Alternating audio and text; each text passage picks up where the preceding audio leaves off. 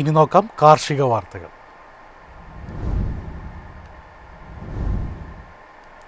മാസാരംഭ വിൽപ്പന മുന്നിൽ കണ്ട് തമിഴ്നാട്ടിലെ വൻകിട മില്ലുകാർ വെളിച്ചെണ്ണ വില കിൻഡലിന് 325 രൂപ ഉയർത്തി. കേരളത്തിൽ വരും ദിവസങ്ങളിലെ എണ്ണയ്ക്ക് ആവശ്യം വർദ്ധിക്കുമെന്ന കണക്കുകൂട്ടലിലാണ് കാങ്കയം ഗ്ലോബി. കേരളത്തിൽ 4 ദിവസമായി നാളികേര ഉൽപ്പന്ന വില സ്റ്റേഡിയാണ്. വെളിച്ചെണ്ണ വില ഉയർത്താനുള്ള ശ്രമത്തിലാണ് അയൽ സംസ്ഥാനങ്ങളിലെ കൊപ്രയാട്ട് വ്യവസായികൾ. മാസാരംഭമെടുത്തതിനാൽ കേരളത്തിൽ എണ്ണയ്ക്ക് ഡിമാൻഡ് വരുമെന്ന കണക്കുകൂട്ടലാണ് തമിഴ്നാട്ടിലെ മില്ലുകാർ. ഇന്ന് വെളിച്ചെണ്ണയ്ക്ക് അവർ കിൻഡലിന് 325 രൂപ ഉയർത്തിയെങ്കിലും കൊപ്രയ്ക്ക് 100 രൂപ മാത്രം ഉയർന്നുള്ളൂ. കൊച്ചി വിപണിയിൽ നാളികേര ഉൽപ്പന്നങ്ങളുടെ വില 4-ാം ദിവസവും സ്റ്റഡിയാണ്. വെളിച്ചെണ്ണ 34,600 രൂപയിലും കൊപ്ര 21,200 രൂപയിലുമാണ് വ്യാപാരം നടന്നത്. ഉത്തരേന്ത്യൻ വാങ്ങലുകാർ ഏലക്ക ശേഖരിക്കാൻ ഉത്സാഹിച്ചെങ്കിലും ലേലത്തിൽ ചരക്ക് വരവ് പൊടുന്നനെ കുറഞ്ഞു. രാവിലെ നടന്ന ലേലത്തിൽ ആകെ 25,476 കിലോ ചരക്കാണ് വിൽപ്പനയ്ക്ക് വന്നതിൽ 24,505 കിലോയും വിറ്റഴിഞ്ഞു. ശരാശരി ഇനങ്ങൾ കിലോ 2,365 രൂപയിൽ കൈമാറി. വിദേശ ഓർഡർ ലഭിച്ച കയറ്റുമതിക്കാരും രംഗത്തുണ്ടായിരുന്നു.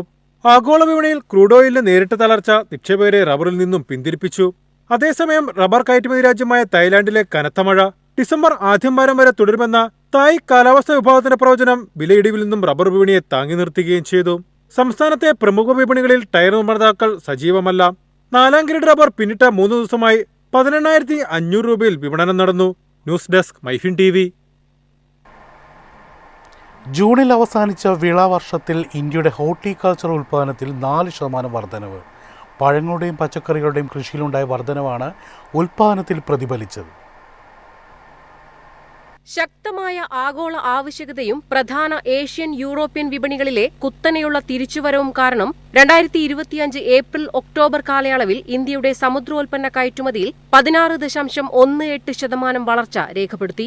2024 ഏപ്രിൽ മുതൽ ഒക്ടോബർ മാസങ്ങളിലെ $4.2 ബില്യൺ നിന്ന് 2025 ഏപ്രിൽ-ഒക്ടോബർ മാസങ്ങളിൽ $4.87 ബില്യൺ കയറ്റുമതി ഉയർന്നു. ഇത് സമീപ വർഷങ്ങളിലെ ഏറ്റവും ശക്തമായ 6 മാസ പ്രകടനങ്ങളിലൊന്നാണ്. മെയ്-സെപ്റ്റംബർ മാസങ്ങളിൽ കയറ്റുമതി 20%-ലധികം വർദ്ധിച്ചു. സമുദ്രോൽപ്പന്ന കയറ്റുമതിയിലെ കുതിച്ചുചാട്ടത്തിന് പ്രധാന കാരണം ചെമ്മീനിന്റെ കയറ്റുമതി ഡിമാൻഡ് ഉയർന്നതാണ്. 2025 ഏപ്രിൽ-ഒക്ടോബർ മാസങ്ങളിൽ ചെമ്മീൻ കയറ്റുമതി 17.43% വർധനവ് രേഖപ്പെടുത്തി. അമേരിക്കയിലേക്കുള്ള കയറ്റുമതി വിടവ് നികത്തിയത് China, Vietnam, Belgium, Japan, Russia, Canada, UK എന്നിവിടങ്ങളിലേക്കുള്ള കയറ്റുമതിയിലെ വർധനവാണ്. News desk MyFin TV. രോഗം ബാധിച്ച വളർത്തുമൃഗങ്ങൾക്ക് ആന്റിബയോട്ടിക് നൽകിയാൽ നിശ്ചിത ദിവസം കഴിഞ്ഞ് ഇവയുടെ പാൽ, മാംസം, മുട്ട എന്നിവ ഉപയോഗിക്കാവൂ എന്ന് ആവർത്തിച്ച് മൃഗസംരക്ഷണ വകുപ്പ്. ബോധവൽക്കരണം വ്യാപകമാക്കുന്നതിന് ആരോഗ്യ മൃഗസംരക്ഷണ വകുപ്പുകൾ സഹകരിച്ച് പ്രവർത്തിക്കും. പാൽ, മുട്ട, മാംസം എന്നിവയുടെ ഉപയോഗത്തിലൂടെ വളർത്തുമൃഗങ്ങളിൽ നിന്ന് മനുഷ്യരിലേക്ക് ആന്റിബയോട്ടിക് എത്തിച്ചേരുന്ന സാഹചര്യത്തിൽ പ്രതിരോധ നടപടികൾക്കായി ആരോഗ്യ മൃഗസംരക്ഷണ വകുപ്പുകൾ കൈകോർക്കുകയാണ്. രോഗം ബാധിച്ച വളർത്തുമൃഗങ്ങൾക്ക് ആന്റിബയോട്ടിക് നൽകുന്നതിനാൽ നിശ്ചിത ദിവസം കഴിഞ്ഞ് ഇവയുടെ പാൽ, മാംസം, മുട്ട എന്നിവ ഉപയോഗിക്കാൻ പാടുള്ളൂവെന്ന നിർദ്ദേശം മിക്കവരും പാലിക്കാത്ത പശ്ചാത്തലത്തിലാണ് ഇരുവകുപ്പുകളും സഹകരണത്തോടെ ബോധവൽക്കരണം വ്യാപകമാക്കുന്നത്. ലോകത്ത് ഏറ്റവും കൂടുതൽ ആന്റിബയോട്ടിക്കുകൾ ഉപയോഗിക്കുന്നത് മൃഗങ്ങളിലാണ്. മൃഗസംരക്ഷണ വകുപ്പിന്റെ നിർദ്ദേശം പാലിക്കാതെ മരുന്നു നൽകുന്ന ദിവസം മുതൽ പാൽ കറക്കുകയും മുട്ട ശേഖരിച്ച് വിൽക്കുകയും ചെയ്യുന്നുണ്ട്. കാലികളിൽ രോഗലക്ഷണം കാണുമ്പോൾ തന്നെ ഡോക്ടർമാരുടെ നിർദ്ദേശം കൂടാതെ മുൻപ് വാങ്ങിയ മരുന്നുകൾ നൽകുന്ന പ്രവണതയും കർഷകർക്കിടയിലുണ്ട്. ഇത്തരം മരുന്നുകൾ നൽകുന്നതുമൂലം പാലിന് രുചിവ്യത്യാസമോ മണമോ ഉണ്ടാകുന്നില്ലാത്തതിനാൽ ഇവ തിരിച്ചറിയാനും സാധിക്കുന്നില്ല. News desk MyFin TV. കമ്പോള നിലവാരം. ഇന്നത്തെ കമ്പോള നിലവാരം.